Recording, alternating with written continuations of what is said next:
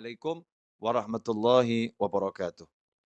Sahabatku, saudara-saudaraku, kaum muslimin dan muslimat dimanapun antum berada, alhamdulillah kita bisa bertatap muka dalam keadaan sehat walafiat. Mudah-mudahan kesehatan lahiriah ini juga ditopang kesehatan batiniah, sehingga kita betul-betul sehat dalam arti yang sebenarnya di dunia sampai nanti ke jannah. Amin, Allahumma amin. Nah, menjadi manusia yang tenang. Pertanyaannya, kalau nggak jadi manusia yang tenang, mau jadi manusia yang seperti apa? Manusia yang kemerungsung kalau bahasa Jawa. Kemerungsung itu dalam bahasa Arabnya al-ajalah. Al-ajalah itu bukan tergesa-gesa. Walaupun salah satu arti al-ajalah adalah ketergesa-gesaan. Ketergesa-gesaan itu hanya salah satu wujud karena orang tidak tenang. Maka dikatakan dalam sebuah riwayat, ata'anni minallah wal ajalah minasyaitan, atau kama qala sallallahu. Bersikap tenang itu adalah berasal dari Allah, wal ajalah, dan bersikap tidak tenang, lawannya ata'anni tadi, bersikap tidak tenang adalah dari setan. Karena itu kalau kita pengen jadi manusia yang hidupnya itu selalu dalam naungan Allah Ta'ala, pertolongan Allah Ta'ala, rahmatnya Allah Ta'ala, maka kita harus bisa menjadi manusia yang tenang. Nah, caranya bagaimana? Ini yang akan kita bahas bersama. Insya Allah, doakan saya dikasih ilmu yang manfaat, sehingga antum bisa mendengarkan, dapat ilmu yang manfaat, dan manfaatnya berkelanjutan sampai ke jannah. Amin. Allahumma amin.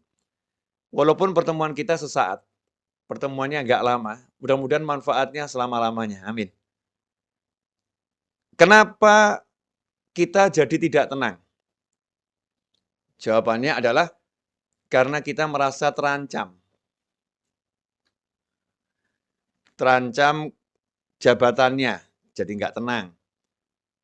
Terancam batas waktu pengerjaan tugasnya, jadi nggak tenang. Terancam batas waktu membayar hutang. Sudah tiba waktunya, duitnya belum ada, jadi nggak tenang. Ya, semua keterancaman itu membuat kita jadi nggak tenang. Kenapa kita jadi nggak tenang ketika terancam? Karena kita bergantung pada sandaran yang tidak boleh dijadikan sandaran. Jadi kita menggantungkan harapan kepada sandaran-sandaran yang tidak boleh dijadikan sandaran. Di mana Allah telah mewahyukan di dalam surat Al-Ikhlas, Qul huwallahu ahad, Allahus samad. Katakanlah, hanya Allah yang Maha Esa. Kalau bahasa lugasnya, yang ada itu cuma Allah, yang lain nggak ada. Yang ada cuma Allah, yang lain nggak ada. Bosmu yang nggak ada, kemudian partnermu yang nggak ada, tabunganmu nggak ada, kepandaianmu nggak ada, semua nggak ada. Yang ada itu cuma Allah Ta'ala. Yang berlangsung itu ya hanya keputusannya Allah Ta'ala. Yang berkuasa ya hanya Allah Ta'ala. Yang bisa mengizinkan sesuatu terjadi hanya Allah Ta'ala. Yang bisa mencegah sesuatu agar tidak terjadi hanya Allah Subhanahu wa Ta'ala. Enggak ada yang lain. Qul huwallahu ahad. Katakan, hanya Allah yang ada. Cuman Allah. Nah, kalau sudah yang ada cuman Allah, Allahus samad. Allah adalah harapan, sandaran, Tuhan yang menjadi tempat bergantungnya segala sesuatu. Hanya Allah, nggak ada yang lain. Kalau udah begitu, kemudian kita jadi tercerahkan. Oh, yang bisa nolong hanya Allah. Yang bisa membantu hanya Allah. Yang bisa menyelesaikan masalah kita hanya Allah. Yang bisa ngasih kita rezeki hanya Allah. Yang bisa hanya Allah. Yang mampu membuat jadi tidak bisa hanya Allah. Yang bisa mencegah hanya Allah, nggak ada yang lain. Disitulah kemudian kita menjadi tenang. Kenapa? Karena urusan sama Allah itu semua serba mudah. Nggak ada urusan sama Allah ruwet. Nggak ada susah. Semua serba mudah. Simple. Mau ketemu paling mudah ketemu Allah. Mau ketemu Habib Novel, susah. Ya mesti atur jadwal harinya. Udah harinya datang ke Solo, tiba-tiba Habibnya lagi ngaji online, nggak bisa nemuin tamunya. Ditunggu selesai ngaji online, tamunya ketiduran, Habibnya pergi ke mall, misal gitu kan ya. Wah, tadi udah keluar Habibnya ke mall, susah nih mau nemuin Habib Novel. Muncullah kalimat, Habib Novel susah ditemuin. Tapi sejak kapan ada kalimat Allah susah ditemuin? Nggak ada. Nggak ada. Ngomong sama orang yang paling kita cintai, suami atau istri. Masya Allah. Untuk didengar itu susah. Udah ngomong sama suami berkali-kali, nggak pernah didengar. Udah ngomong sama istri ribuan kali, nggak pernah didengar. Tapi kalau ngomong sama Allah, nggak ada kata nggak didengar. Wahwas sami'ul alim. Ya Allah maha mendengar, maha mengetahui. Allah mendengar. Iblis ngomong aja didengar sama Allah Ta'ala. Apalagi kita. Ya iblis tuh ngomong sama Allah didengar. Allah kalau udah maha mendengar itu nggak pilah-pilah. Yang ngomong itu wujudnya seperti apapun, wujudnya iblis, wujudnya setan, wujudnya siapapun, didengar sama Allah Ta'ala. Nggak dipilah-pilah. Allah maha mendengar. Jadi, kalau hubungan sama Allah, serba mudah. Diperhatikan nggak sama Allah? Allah maha melihat. Kira-kira Allah tahu perasaan saya nggak? Allah Al-Khabir. Ya. Sampai hal yang paling detil pun dari diri kita, Allah maha mengerti. Kira-kira Allah nanti berempati enggak sama saya ya? Huwar Rahmanur Rahim. Dia maha pengasih lagi maha penyayang. Lah yang enggak iman aja disayangin, apalagi yang iman. Huwar Rahmanur Rahim. Ya, dia Allah maha pengasih lagi maha penyayang. Saat itulah kita jadi tenang. Karena untuk berhubungan sama Allah, kita nggak harus ke kanan, nggak harus ke kiri, nggak harus ke depan, nggak harus ke belakang, nggak harus naik, nggak harus turun. Tinggal ini, hatinya nyambung ke Allah, selesai. Nah, kalau udah begitu, jadinya tenang. Nggak punya duit, mau bayar hutang. Ini contoh kasus ya. Karena saya banyak yang WA saya gitu, Beb, mau bayar hutang nggak punya duit, gimana ini? Jawaban saya dibayar. Habib ini aneh bener nih, nggak punya duit kok suruh bayar. Iya dibayar. Bayar hutang ini kan ada prosesnya.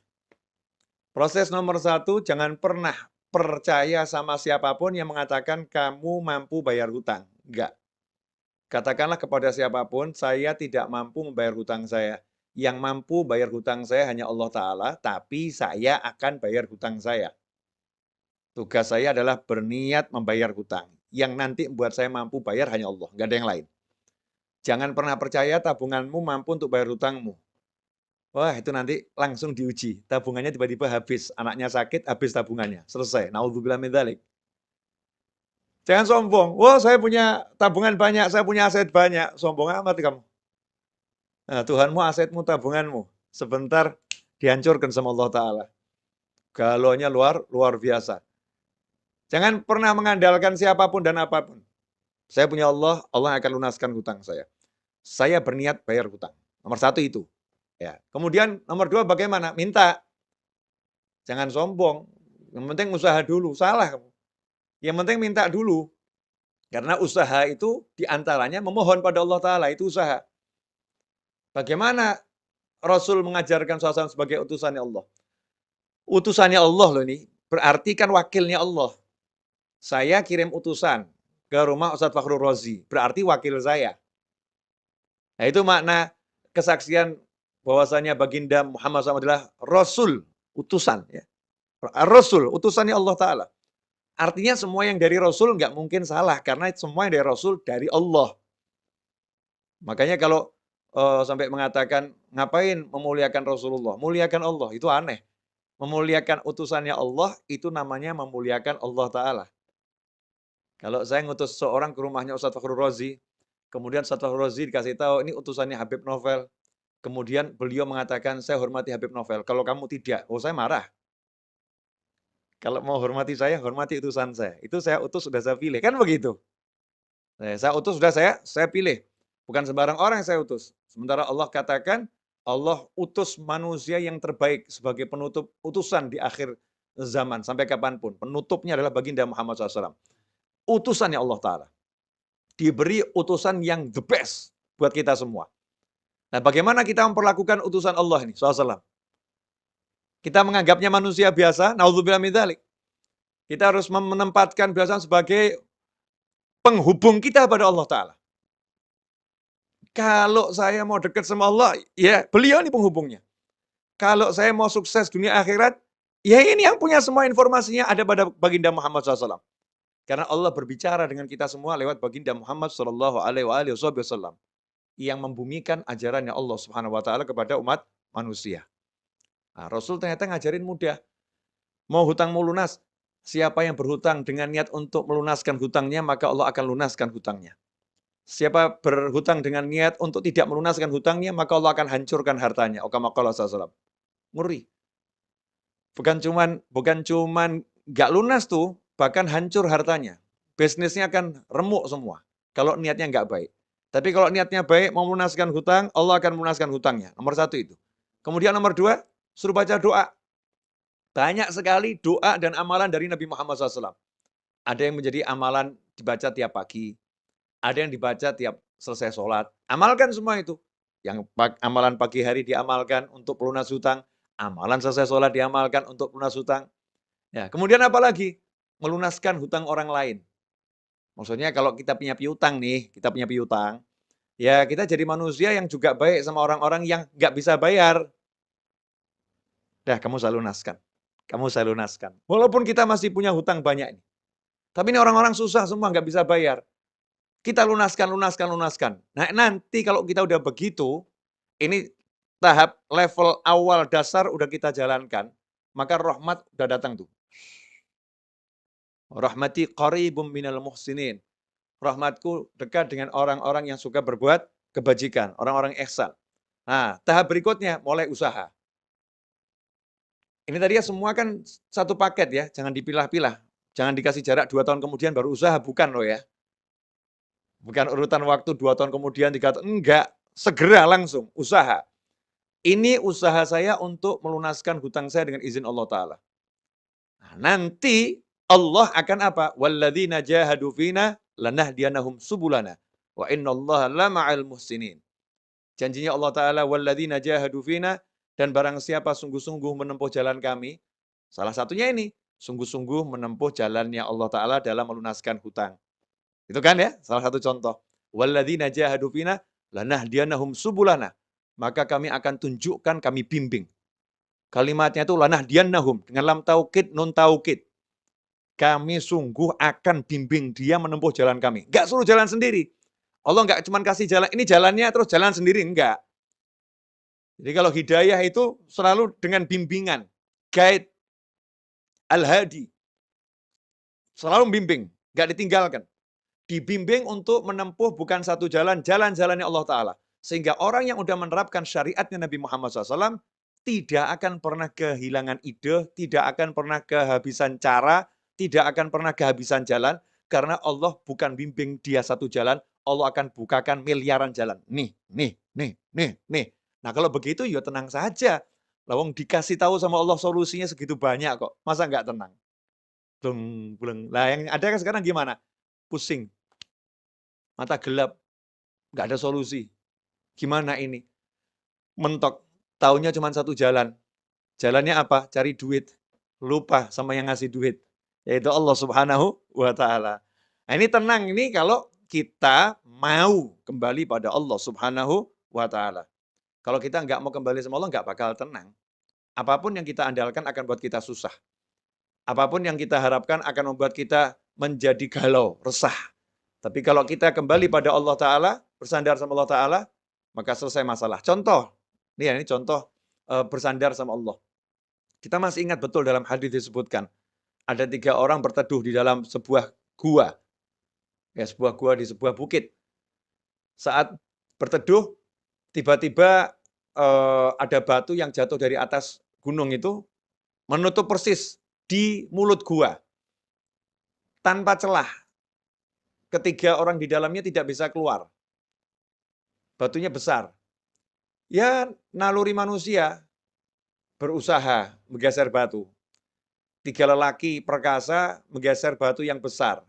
Gotong royong bertiga itu dorong, batunya nggak gerak, orangnya yang terpental. Duh, orangnya yang gerak, batunya enggak. Kenapa seperti itu? Karena batunya terlampau besar. Apa yang dilakukan? Apakah bersandar pada kekuatannya? Apakah bersandar pada tenaganya? Itu yang menyelesaikan masalah? Apa kemudian berharap ada orang nanti yang bawa traktor, buka nyingkirin batunya, itu menyelesaikan masalah? Enggak. Yang diajarkan oleh Nabi Muhammad SAW saat itu adalah langsung kembali kepada Allah Ta'ala. Udah jangan mikir manusia lagi, udah kayak gitu kok mikir manusia. Ya siapa tahu ya nanti ada manusia di luar nolong saya, siapa tahu ada, siapa tahu ada, siapa tahu ada. Ya yang pasti ada kan Allah, kalau yang lain kan nggak ada. Lah ngapain mikirin yang nggak ada, yang ada nggak dipikirin? Kan bodohnya kita luar biasa. Nah, kan Allah ada, selalu ada. La ilaha illallah Muhammadur Rasulullah SAW. Maka saat itulah yang satu mulai ngomong. Ini hadisnya kan panjang tuh ya. Saya ambil poin singkatnya saja. Ya Allah, saya pernah ya mencintai seorang wanita. Cinta luar biasa. Dia saya ajak zina. Selalu menolak. Suatu ketika akhirnya dia butuh duit, dia mau. Nah, ketika dia sudah mau saya ajak zina, uang udah saya serahkan karena dia butuh duit tadi untuk kepentingan keluarganya yang mendesak. Tapi dia ini orang yang baik, terus dia bilang sama saya gitu, takutlah sama Allah. Akhirnya saya tinggalkan dia, uangnya nggak saya ambil, dia saya tinggalkan karena saya takut sama kamu ya Allah. Kalau ini ikhlas karena kamu ya Allah, tolong ya beri kami jalan keluar dari masalah ini. Yang terjadi apa? Batu yang gede bergeser tanpa ada yang geser. Cuman belum cukup. Karena Allah ingin mengajarkan kepada yang lain. Ini kan masalah berjamaah. Masa yang dikasih solusi cuma satu orang, yang lain enggak. Maka yang lain disuruh juga, ayo kalian gimana? Yang satu, saya ini sama ibu saya, ya cerita yang cukup cukup populer nih hadis ini. Yang satu saya sama karyawan saya. Akhirnya berkat tiga-tiga ini minta tolong sama Allah dengan ya tawassul pada amalan yang dipersembahkan untuk Allah Ta'ala. Hasilnya apa? Tergeser batu itu, selesai. Jadi sebetulnya mudah ya nyelesain masalah itu. Ngerayu Allah. Ya, suruh ngerayu Allah aja kok nggak bisa ngerayu suaminya, Masya Allah. Sampai nangis-nangis. Ya, nangis. Ngerayu suaminya. Nggak dikasih. Tolong yang beliin handphone yang. Udah nangis nggak dikasih. Sakit itu. Ngerayu istrinya. Ayo yang pindah rumah gitu ya. Di rumah orang tua saya, ikut orang tua saya. Suaminya yang ngerayu istrinya. Sampai nangis. Istrinya tambah marah-marah. Pinter ngerayunya. Gagal juga. Ya sakit hati. Nah ini kalau kita merayu Allah Subhanahu Wa Taala, Masya Allah, merayu Allah itu mudah. Allah itu dirayu dengan oleh hambanya itu senang gitu. Karena Allah maha mencintai. Ya Allah maha mencintai. Jika kalau ada yang merayu Allah, Allah senang. Ya tinggal kita bermanja-manja sama Allah Subhanahu Wa Taala. Ya Allah, wah cari duit susah ya Allah. Ini kata orang-orang cari duit susah ya Allah. Tapi kalau carinya dari kamu nggak pernah susah kan ya Allah. Ya, please ya Allah, ini saya lagi mau jualan barang nih ya Allah. Cuman hasilnya nggak banyak ya Allah. Saya mau jualan kamera, hasilnya paling 8 juta ya Allah. Cuman saya minta rezekinya 1 miliar ya Allah. Malaikat ketahuan, ini manusia yang pinter ini. Yang lain ngomong sama dia, ini orang ngelamun. Jual barang 8 juta kok minta rezeki 1 miliar. Ini orang ngelamun ini. Ini kata manusia yang ngelamun. Malaikat bilang, ini orang pinter ini. Karena dia mintanya sama Allah, bukan sama kamera yang mau dia jual. Dia mintanya sama Allah Subhanahu Wa Ta'ala. Subhanallah. Tiba-tiba kameranya nggak laku, duitnya datang banyak. Dus. Ya, tiba-tiba. Nah, dari mana itu? Wa may yattaqillaha yaj'al lahu makhrajan wa yarzuqhu min haitsu la yahtasib. Siapa bertakwa kepada Allah. Jadi jangan terbiasa sama teori-teori yang diajarkan sama yang mengajarkan itu loh. Tapi terbiasalah dengan bukan teori, tetapi hukum pasti dari yang maha menciptakan kita semua, yaitu Allah Subhanahu Wa Ta'ala. Hukum pasti dari utusannya Allah Subhanahu Wa Ta'ala, yaitu baginda Muhammad. Yang lainnya itu teori. Kalau Rasulullah SAW adalah hukum pasti. Kalau Allah hukum pasti. Teori banyak salahnya, perlu diuji. Tapi kalau hukum pasti, nggak mungkin salah. Karena itu wahyu ilahi dan sabda Nabi Muhammad SAW. Enak kan? Allah bilang nih sama kita semua. Ya, tapi yang diajak bicara yang iman loh ya. Kalau nggak percaya ya terserah, bukan mukmin. Mau kita ini mukmin semua kan? Nah, mukmin diajak bicara sama Allah. Kalau nggak iman ya ngapain saya ajak bicara? Ini yang diajak bicara yang beriman. Wa may yattaqillaha, kalau udah bicara iman jangan pakai akal. Ini akal nih suka membuat orang yang beriman jadi rusak imannya. Iman itu yang membedakan antara mukmin sama orang yang nggak mukmin. Yang nggak mukmin pakai akal saja. Tapi kalau yang mukmin nggak butuh akal dia. Aku percaya sama Allah kok. Nah, gimana? Ya urusannya Allah. Aku percaya sama Allah, selesai. Itu mukmin. Walaupun orang yang beriman akalnya dipakai untuk menambah keimanannya. Ya, untuk memperkuat keimanannya, untuk menyampaikan kepada orang lain agar bisa menjadi beriman pula. Tetapi ketika dia beriman, dia nggak butuh akal gitu. Dia cukup membutuhkan hatinya yang meyakini Allah Subhanahu wa taala. Subhanallah. Wa may yattaqillaha. Allah yang bilang nih. Dan barang siapa yang bertakwa kepada Allah. Takwa itu gampang kok. Saya bilang takwa itu susah. Walaupun kita kan takwanya masih ya begini begitu, tapi takwa itu gampang. Simple. Yang diperintah jalankan, yang dilarang tinggalkan. Selesai toh? Kayak gini loh, kayak gini.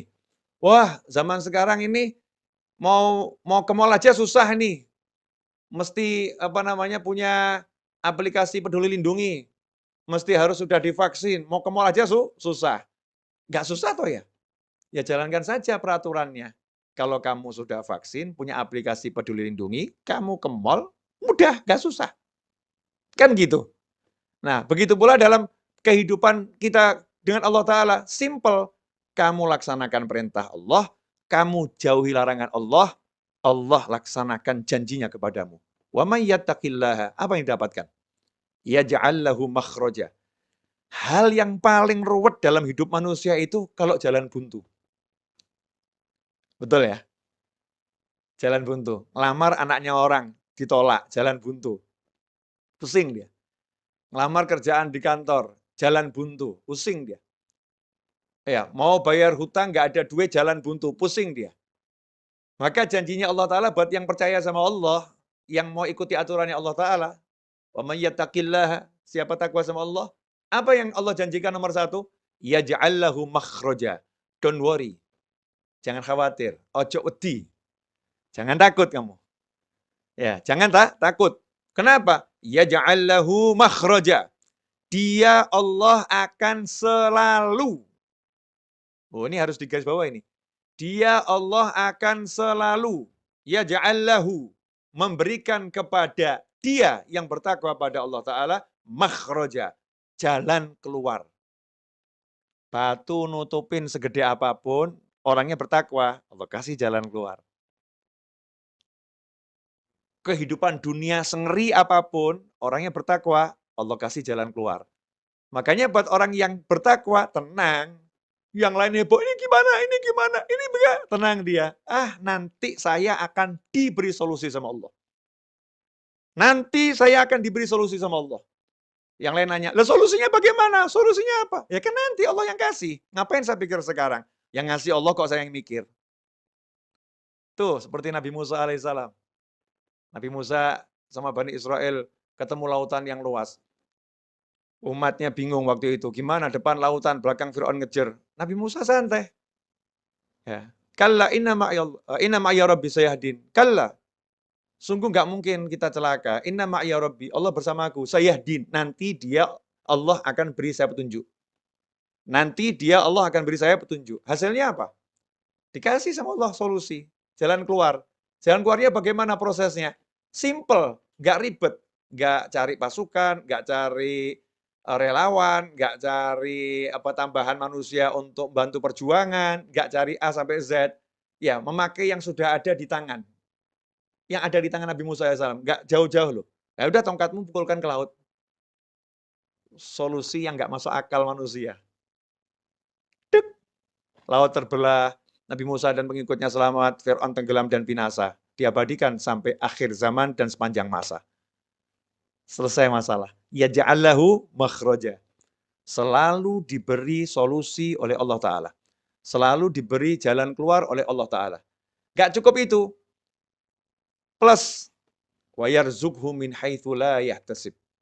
Dan Allah akan selalu beri dia rezeki yang gak pernah bisa diperhitungkan oleh dia ataupun yang lain.